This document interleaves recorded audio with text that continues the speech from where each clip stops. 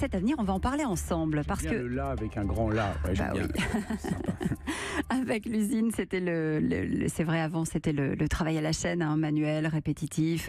C'est vrai qu'il y a certaines constantes qui n'ont pas forcément changé, mais la technique est passée par là entre-temps et demain, elle sera probablement encore plus présente qu'aujourd'hui. C'est peut-être ce coup d'avance auquel vous avez réfléchi, Henri Foucault, bonjour.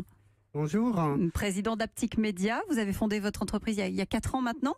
Vous dites le rapport au produit a changé, donc il faut que nous réfléchissions à de nouvelles manières finalement de concevoir, c'est ça ? Absolument. Aujourd'hui, on est dans un monde où vous et moi, le premier contact avec un produit, on va l'avoir sur son smartphone en mobilité. Donc on va accéder à travers le site internet au produit. Et ce premier contact, il est clé, puisque s'il se passe bien, on va peut-être continuer. S'il se passe pas bien, on va passer à autre chose, on va zapper.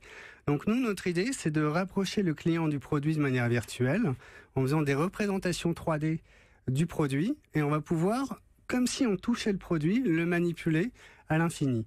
Ce qui est intéressant, c'est qu'on va pouvoir mieux le voir, mieux le comprendre, et donc quelque part se rassurer sur le produit. Alors sur la manière dont il a été fabriqué, parce que vous dites la personnalisation, c'est finalement la valeur ajoutée, et si on se réapproprie la fabrication, on n'a aucun intérêt à les délocaliser.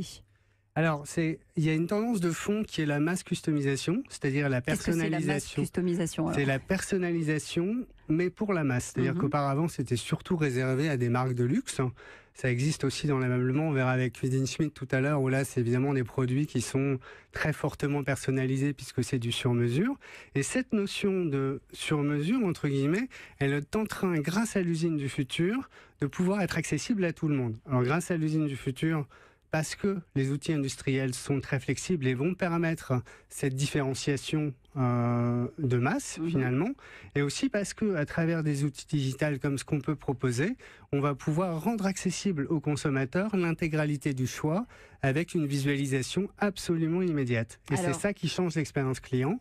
Et quand on change l'expérience client, ça fait partie de la valeur d'une entreprise et de sa compétitivité, et donc ça apporte un plus qui clairement va permettre de garder le consommateur. Et une fois qu'on a gardé le consommateur, cette différenciation en fin de chaîne, ça va être très utile que l'usine soit proche pour pouvoir livrer rapidement ce produit qui est finalement à soi, puisqu'on a conçu ce produit sur son smartphone, sa tablette ou son ordinateur.